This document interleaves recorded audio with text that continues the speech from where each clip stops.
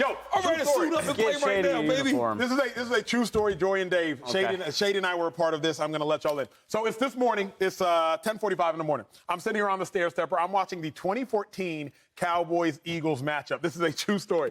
I'm sitting here watching the game. Which one? Second one. The one we lost. The one that Dallas gave you that work? Watch your mouth. Brutal. Your mouth, rough. you watch it. Okay, I'm sorry. But I played in that one, so I'm rewatching that joint. Shady gonna come up, hey, what you doing, bro? I'm like, hey, I'm watching the old game. He like, am I giving them crazy work? I'm like, you are, but we're losing 21-0. He was like, oh, okay. That sounds about right. The end of that story. Anyway, let's talk about this matchup. Cowboys-Eagles. Cowboys are 4-1. Eagles are 5-0. Joy, how wide is the gap between those two teams? I think it's pretty significant. I do. I've seen the Cowboys be bad this year. Bad to the point where we were calling for the end of the season bad. True. It was sky is falling bad. I haven't seen that from the Cowboys because I haven't even seen the Eagles because I haven't even seen them lose yet. I really don't think there's any great teams in the NFL this year. Every team has something about them that we're not really sure about. We want to kind of wait and see. We know there's good teams, but to me, there's three good teams that we are sure are really good teams. And then there's everybody else. It's the Buffalo Bills, it's the Kansas City Chiefs, and it's the Philadelphia Eagles. There we go. There's tiers. Those three, there you go. Everybody else. That's what it is right now. Good job, Doc. Thank you. About right. Thank you. Right? I feel like that's accurate. Yeah. I think that's really how everybody feels if they're being honest. Now, this conversation might not go that way, but the Cowboys have things that you can be concerned about. And the biggest gap comes at the most important position, which is the quarterback position. Jalen Hurts is having an excellent season. Cooper Rush is performing well. They are winning. That's important. But he's not putting up numbers that you're writing home about. He's just not. They're winning because of their defense and because of his ability not to turn the ball over, which is significant, but it's not crazy when you look at his statistics. And I know they're not everything, but they haven't been in a situation where they've had to come from behind more than 7 points. They've only trailed, I think, a little over 12 minutes in all the games he's played so far this season. So to me, there is a very significant gap between the Eagles and the Cowboys. I love that take. I don't agree with it, but I love it. I don't think there's a gap between these two squads. It's even. I think it's even. Now, if there is a gap, the gap is at quarterback, clearly. Jalen Hurts, Cooper Rush. If there is a gap, it's there. Okay. We'll talk about if Dak Prescott should come back, when he should come back. Any gap that exists between the Cowboys and the Eagles, the Cowboys' defense makes up for. Okay. For any gap, for the wide receiver gap, because the Eagles clearly have a better wide receiver room, the Cowboys' defense, I would say, makes up for. For the tight end gap, because I believe Dallas Goedert is better than an injured Dalton Schultz, the Cowboys' defense makes up for. For the quarterback gap, because we all know Jalen Hurts is a better quarterback than Cooper Rush, the Cowboys' defense makes up for. Any gap that might exist between the Cowboys and the Eagles, I think the Cowboys' defense makes up for. And that's where I lie. That's where I sit as I assess this game right now. Offensively, I like the Cowboys' running back room. I like their Eagles' receiver room. I like the O-lines equally right now because Mailata's not healthy right now, and Jason Kelce is much of a beast as he is, and he's a first-ballot Hall of Famer. God, I hope he can play this Sunday. So offensively, offensive line, I'm like, they're kind of the same. Quarterback, give me the Eagles all day. But then you go defensively. Go ahead, defense. Go ahead. Go defense. When I go defensively, defensive line, I'll go Eagles. Linebacking core, Cowboys. Safeties, I go Cowboys. Cornerbacks, I go Eagles. So when I look at it, I'm like, bruh, I can't find a gap that's wide enough for me to really put concrete faith in either squad. I say it like this, and Shady, I can't wait to hear your response. Yeah. If you gave the Eagles the Cowboys schedule, in my mind, Bucks, Bengals, Giants, Commanders, Rams, I think the Eagles would have a loss. Okay. So as I look at it, and if you switch it, it is what it is. It is switched. Would they be undefeated? You think the Cowboys? No, I think I don't. I don't think the Cowboys would be undefeated in that schedule. But I think the Eagles would have a loss if they face that Cowboys schedule. So that's where I'm staying with it all. You tell me, break it down. So since you brought up other teams, let's do that. Let's do it. So when we watched a good team like the Bucks, right? When the Cowboys, with this great defense playing against the Bucks, they had 2 sacks. Yep. And that was by Parsons, right? Made great plays, right? The Bucks made adjustments. They started chipping them, and I was into that, right?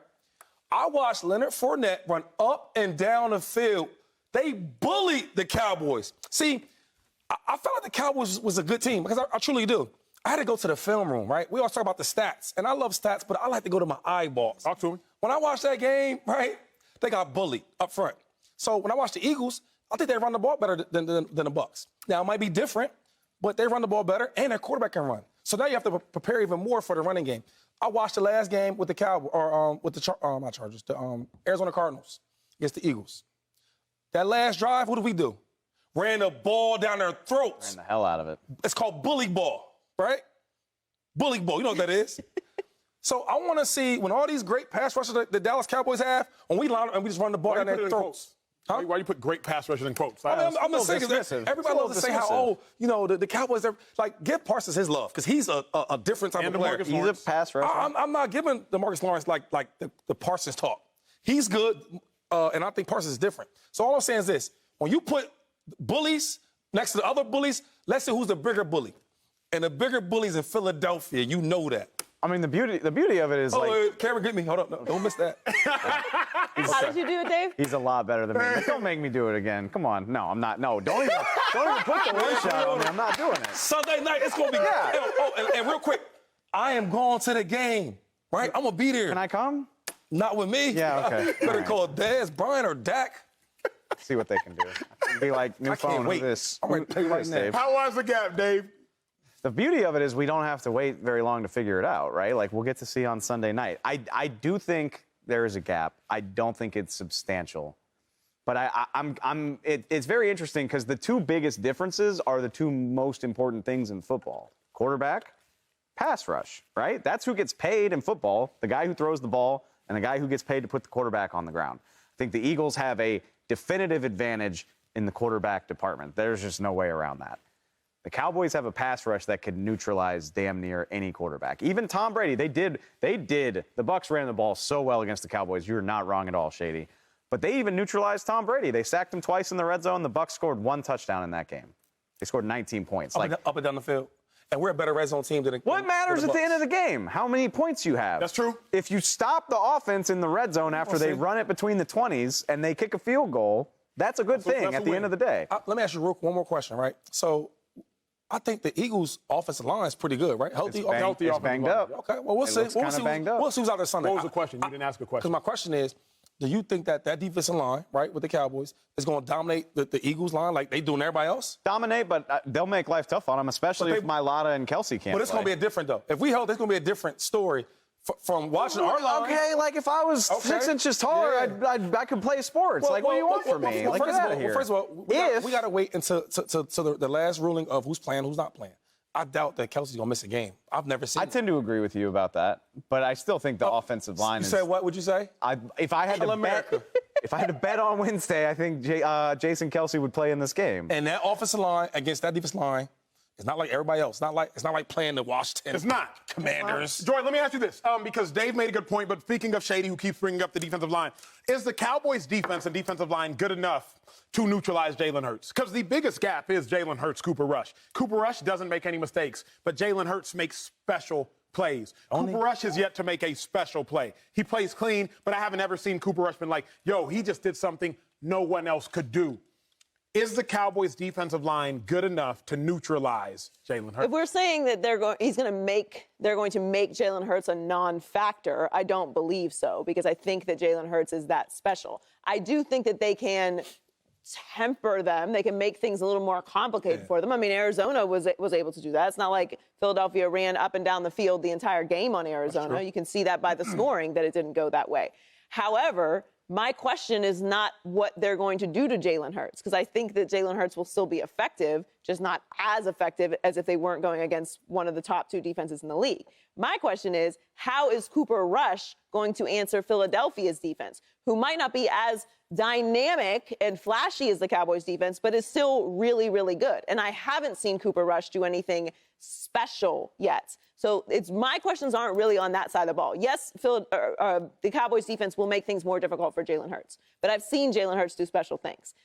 How is Cooper Rush going to respond to Philadelphia's defense is my question, because I haven't seen that yet. I think both. Well, real quick, Dave, because I got to address Shady's point. She asked a great question. I got something to say. She asked a great question. Go ahead. In the two games that both of these teams played the worst, they struggled with the exact same issue. The Cowboys' worst game was against the Tampa Bay Buccaneers. The Cowboys could not stop the power run game by the Bucs and Leonard Fournette. The game that the Eagles played the absolute worst, but nobody talks about it because they won by the grace of God, was against the Detroit Lions, where DeAndre Swift, Shady's one of his top 5 running backs, ran for 144 yards. The two games they played the worst was when the opponent was running the ball down their throat. So to Joy's point, I'm not as worried so much about Cooper Rush. For me, the real question is, who gonna be the bigger bully? Like Shady's talking about. Now, I got to get NFL Live-ish on you. I got to get real. Let's talk some nuances of ball on you real quick, which you can talk about. Don't throw me a whole bunch of stats. Let's talk about it. Don't throw me a I'm bunch not of stats. talking no stats. Eyeballs. Okay. Eyeballs. There's a difference in the Eagles' run game, the Bucs' run game, the Cowboys' run game. Why does this matter, America? Because styles make fights. I was talking to a great offensive line coach one time, and he told me QB run game's not run game. Excuse you? What you mean QB run game, not run game? Was he 80? No. Oh. I said, what you mean QB run game, not run game? He said, because QB run game is based upon scheme. It's not based upon me dominating another man. Okay. Eagles run game, as you know, that's quarterback run game. Bucs run game, that's I'm going to look you in your eyes and run right through your face mask. So I don't know that the Cowboys defense is going to be as concerned with the Eagles run game, because you know as well as I, Miles Sanders isn't Leonard Fournette. I think he's just as dynamic, but he's not running through you. Yeah. You feel me? So I need you to speak to that as a 10,000-yard rusher. I get what you're saying. You're saying more just like how you run the ball. Correct. I mean, but I led the league, and I didn't run straight to power every play from under center. I did it here and there. But you can still scheme it up. You can still run a power from out the gun and have your quarterback as an option to run the ball. But you struggled, and I'll speak as somebody who's on the sidelines watching you. Struggled.